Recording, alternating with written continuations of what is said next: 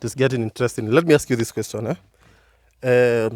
Maybe watu wengi wanaweza uliza as you're going as an independent candidate, maybe utapata zile funds za kunini campaign kwa sababu I think maybe this party kuna ile boost wanapeaga mtu. Nilikuwa nimesikia ni kama Jubilee wanapeana some amount. So watu wanaweza taka kujua at this young age, where will you get these funds to fund your campaign? Okay.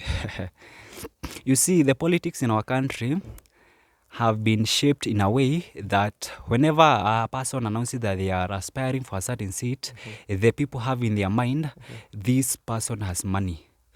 And you see, one tragedy in our leadership in our country is that people come with money without leadership skills.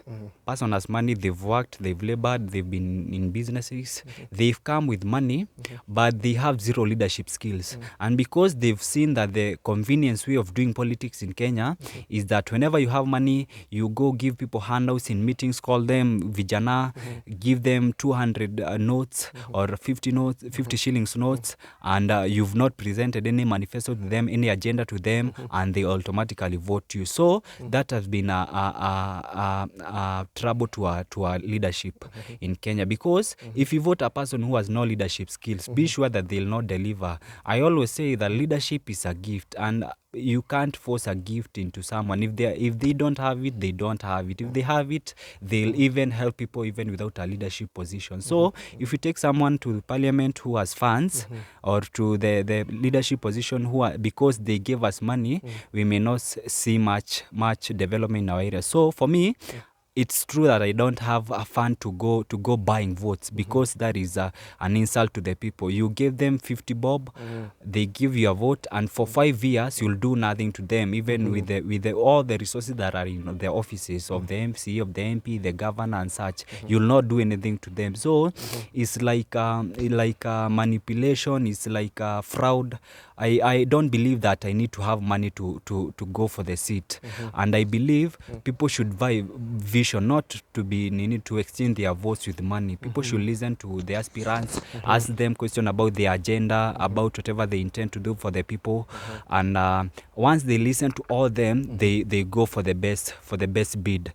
Whoever has a promising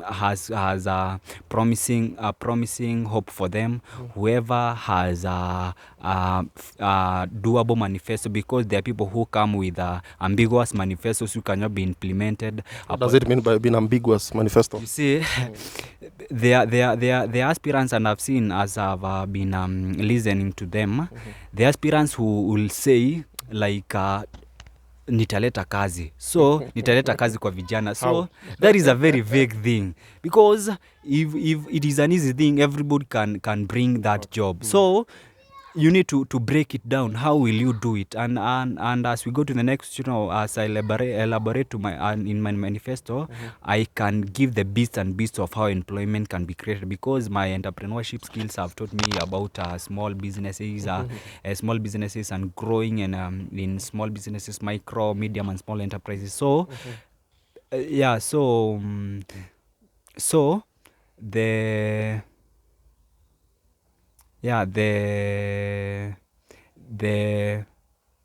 Let me ask you this question. The task before the general election is the nomination. How you prepared with the nomination? Because I believe hiyo ndo kubwa hata kuliko election, kwa sababu many people will fail there, na kuna watapita hapo. So what can you say about that? How you prepared to go to the nomination? And as I said earlier, my greatest option in running for this seat is an independent candidate, and I can give several reasons for that, or I can give a relevant reason for that. You see, I've said I am fearful about the fairness of nominations. So in my worthy competitors who are vying using the two parties, the major parties all the parties that will be there, I'm fearful that they'll use a back door to acquire the nomination certificate. So for me, nomination is not a thing in mind. And if I'll not go to the nominations, it means that I'll be doing my campaigns all through, aiming at the general elections. Nominations I'll not be participating in nominations in any way. I'll just be continuing in with my campaigns. Yeah. Kuna pale another aspirant maybe anaweza kuambia Gibson, let's do this, let me niwachie hii kiti, then I will hook you a job kwa government. What can you say about that? Maybe akona good offer. Unajua kuna offer nyingine unaweza patwa uone wacha ni rushe shati, unaweza sema aje? Mwenye anafikiria maybe kuna aspirant pale Subukia Ward, hao ndio nawaambia. Anafikiria acha tukaishe Gibson sini, tuite kama mkutano, tupange kazi, unaweza mwambia aje? For me, what offer can you take? For me, let me say one thing. No one can buy me. I am priceless. No one, not priceless. No one can afford me. No one can afford me. I believe in the leadership skills that I have, and I believe I'm the best of all the candidates. We've met in the meetings and I've listened to them, but they need to advance in some skills. Let them wait for the years to come. But for me, I believe that I'm fully blown for this seat. I'll not step down for someone. For any amount? I can't. Money can't buy me. And I always say I can't exchange my vision for money. You can't exchange? I can't exchange my vision for money. You see, that's good one. A vision is so powerful that no amount of money can buy a vision, or no amount of money can silence a visioned man. So my vision is for a great Subukia Ward, a great Subukia constituency, and no amount of money will make me to put off that vision, because I believe that I'll take Subukia far. I'll not step down for someone. And I can't step down for someone. I'm running till the end because I believe I'm the best candidate. You believe you're the best candidate? That's interesting. What strategy do you use to do your campaigns? Kuna wale wenye wanapeana, those people tunawajua, maybe they buy votes, kuja unapoa 200. Kuna wale sasa wa Harambee nini, msafara magari. What strategy do you use, considering that you don't have that enough funds to maybe to hold rallies, ama hiyo mlolongo ya magari? What strategy do you use? Okay, for me, I've been meeting people in centers. They know me. We go to the coffee joints together. We discuss the issues of life. We discuss politics. We discuss education matters. We discuss a range of issues. So I've been meeting people at the coffee joints, where they are, meeting them where they are. If they are even in Jengos, as I pass in my day-to-day businesses, as I see them, I pass by, say hi, and we talk a few things. And I've been going to people where they are, and even in meetings, in parents' meetings, in schools, in churches, I've been there. But my major aim has not been, have not been grouping certain people to go against the followers of another people. I want to go it's a one-touch conversation. I want to go with all people behind me.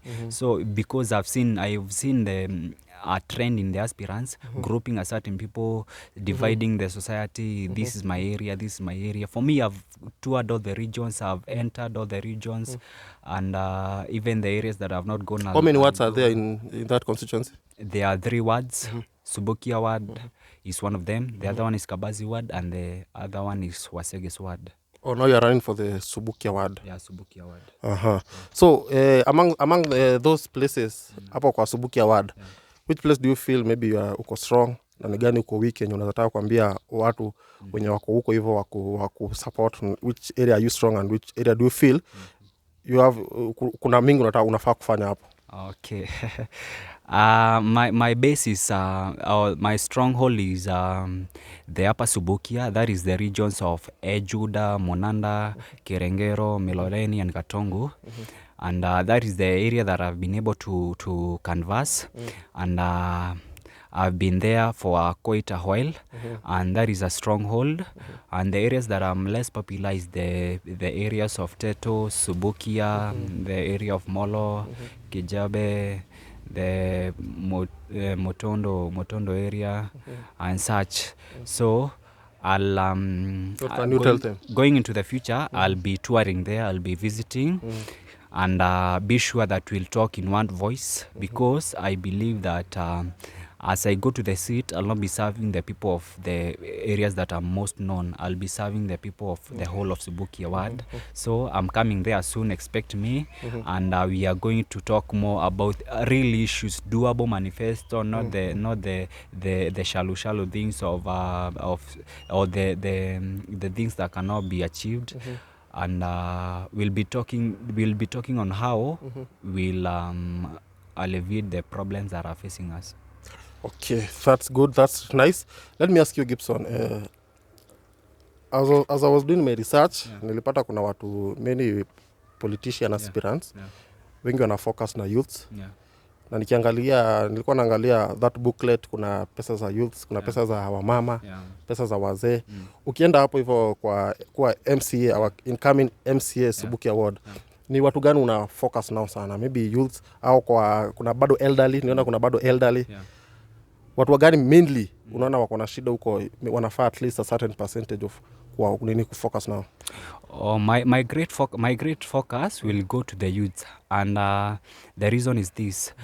As the statistics say in the whole country, that youths account for 75% of the total population. That is still what is seen in my ward. The youths are many, and as I've been visiting, there is a great number of them who are jobless. They just idle in the centers waiting for any opportunity that may pop up. They are not having much hope for life. They go into drug abuse, they go into theft, they go into doing some evil things, and including robbery. So my greater focus will be to the youths. And as I said in the beginning, the youths have been neglected by those who have been there, because they are not at the same stage of life, or the leaders who have been there are not at the same stage of life as with the youths. So to understand their problems, it may be hard for them. But for me, because I'm a youth, I understand the problem that are facing the youths at Subukia, and I'll have some programs for them. And one of them will be, I'll start and fund all-time youth league, all-time soccer youth, an all-time soccer for the youths, football soccer for the youths. And the reason for that is that we've seen the trend is that any aspiring leader will come and bring a tournament or a tournament during the electioneering period, and after that they've gone. The talent that have been identified in the football are not nurtured, they are neglected. So for me, I really aim at starting and funding an all-time youth football soccer league, in order to identify and nurture the talents that are there in football. We know talent can pay. It has paid the people like Wanyama, Origi, and the rest, Oliech, Wanga, and many of them. We know talent can pay, and the aim of starting a youth league is to nurture talents and to bring youth together in constructive activities, because they've been lost to drug abuse. So that can go a long way in bringing the youth together to promote peace, to create peace, and to stop them from going to evil activities like drug abuse and robbery and such. So that is one agenda for the youth, starting and funding a football soccer league for all time, not a seasonal one. Another thing will be to fund youth groups to begin projects in farming projects, poultry farming, farming of horticultural products, apiculture and such, the projects that are now trending and have a market even in the global scale. So I'll focus mostly on the youth, but even the other classes of society, including the children in the nursery schools. I plan to have a free CD feeding program, and we've seen it work for some schools in Nairobi, and I know it is possible to implement it in Nakuru, in ECD in Nakuru, or the ECDs that deserve a feeding program. We can implement so that children can learn or can have energy in learning, because no one can learn on empty stomach. I've visited some of the nursery schools, and you will see some students who really by the look are hungry, and we need to have a feeding program that will be for the younger age. I've elaborated about the youths, and for the older age, for the women groups, I've been researching about the project that can work for the women, and I saw one in Nyandaro where they were given, women groups were given Nyandaro County. Nyandaro County, under the leadership of Governor Francis Kimemia. I saw him issue eggs incubator machines to women, and I think of doing the same. I know it can change lives. I think of doing the same by giving women groups eggs incubators jointly, so that they can enlarge their skill of poultry farming. Even those who have not started can acquire eggs, use the brooder to hatch and start a project in the area of poultry. So that is for the women. I want to hear for the disabled. For the disabled, the county has, or largely the government in the budget, it sets aside fund for the disabled, the severely disabled persons, for giving them some money for upkeep and and raising their standards, and even the money can be spent for acquiring mobility devices and such. So for the disabled, I'll work well with the county department that deals with the persons living with disability, to ensure that there is reach to all the disabled person who deserve help, because in the disability category, there is those who qualify for the help of that kitty are the severely disabled people who cannot work or do a work to support their life, because there are people who are maybe disabled, they don't have one finger. That is not a major disability, or someone is limping slightly. So in the category of this severe disability, I will work with a team to identify the people who deserve help from the fund of people set aside for people with disability, because parents have a tendency of hiding children who have disability, and I don't encourage that. I would request parents to bring their children to the light. If they are seen, a help can come. Let them not hide children who are born disabled. You cannot correct God. Let them come out and seek for help. I really ensure that they have been all reached out to, and they've been helped with the facility that they need. Some need walking sticks, some need wheelchairs, some need white cane, the one for blind. And whatever they need. And for those who may not walk, there have been assortments which have been given that are common. For example, the saloon equipments, sewing machines. I will streamline that whole issue, so that it can reach to everyone who deserves it. Okay, that is interesting. Because of time, nataka tumalizie na your manifesto. Uko na ngapi manifesto? The manifesto are just brief and doable. I said for the youth is funding an all-time football soccer league. What about the youth that are ladies?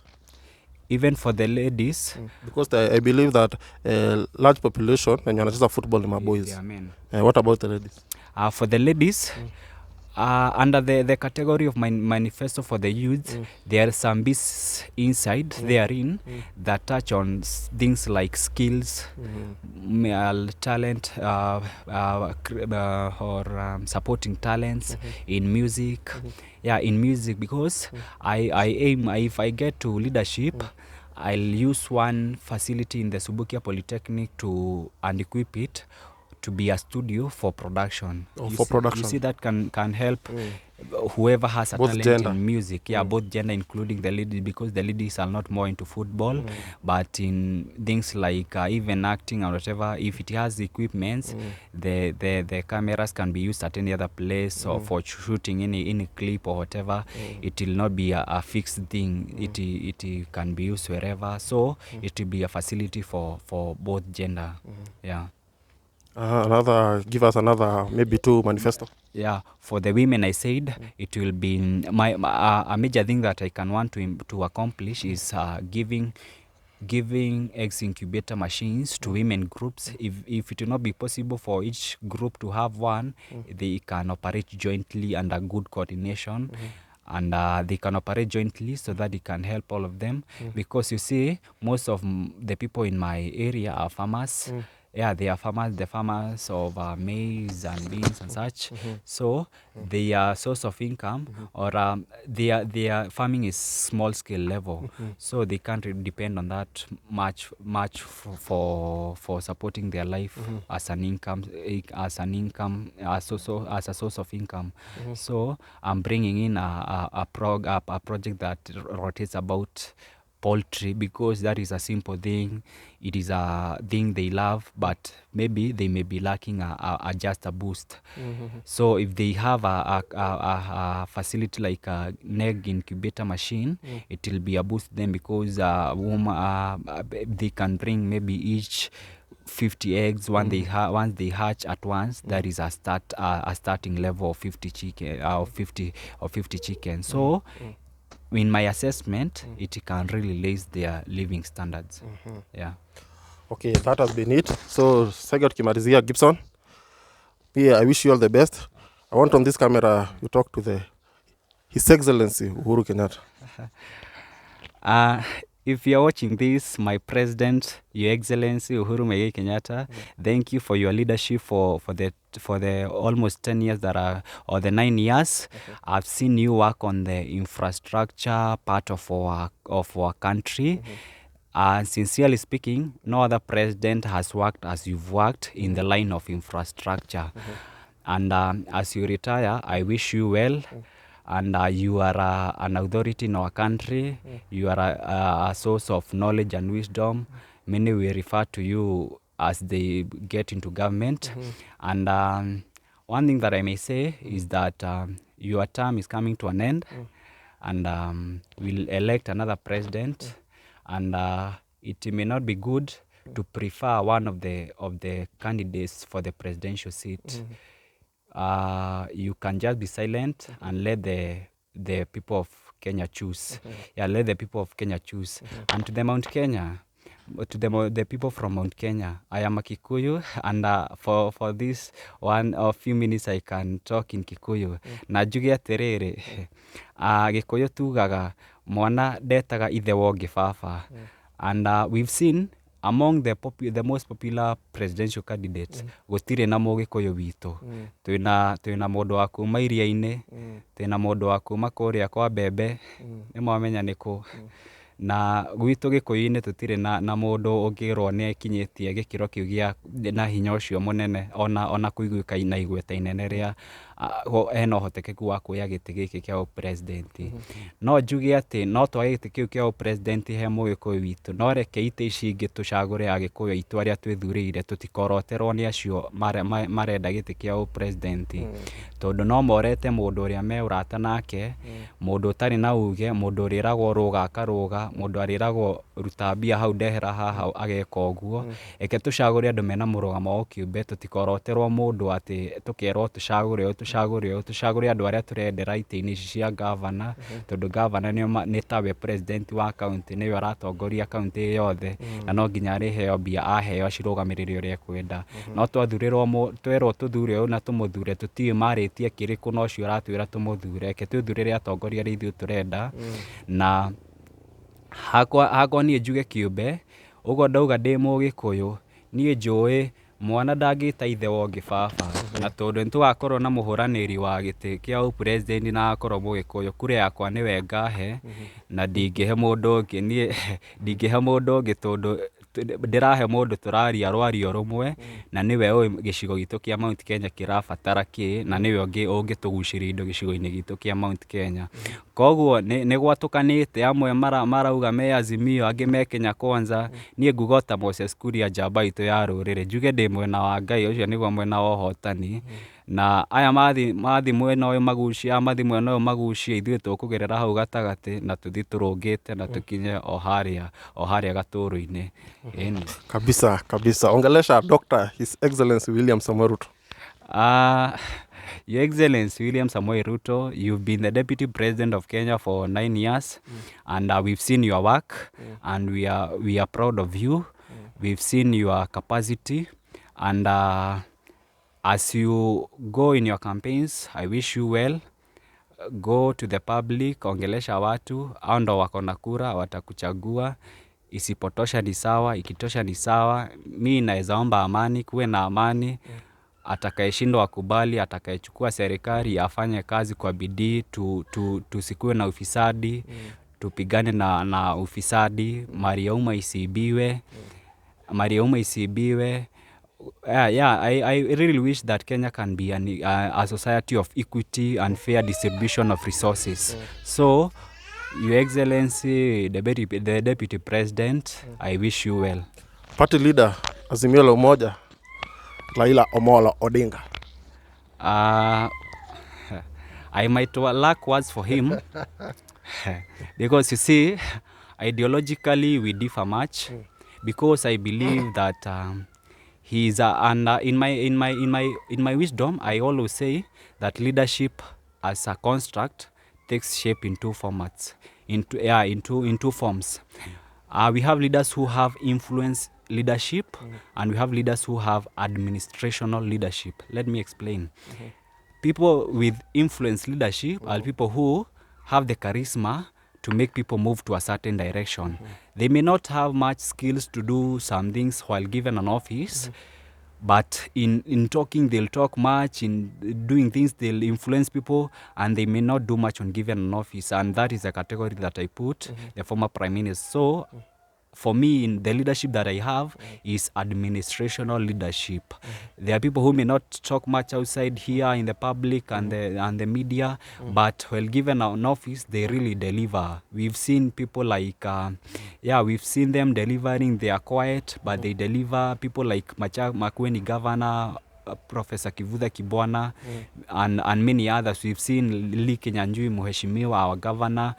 He's not much into public and the PR of others, but he delivers. So that is my category of leadership. And the two categories of leadership that I've given, they are diametrically opposite. So because Mheshimiwa former Prime Minister is a leader who bases his leadership on influence leadership, just pushing people side and side without much record of delivering tangible projects, I may not have words for him.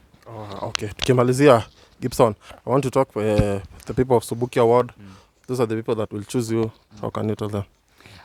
Wana Subukia, najua mnaniamini, najua tunajuana, na you are sure of my leadership. You know I am capable, and I have a great vision for Subukia. Mkinichagua kama MCA wenyu 2022 kuendelea, nitahakikisha nimeleta usawa kwa ugawanyi wa mali ya umma.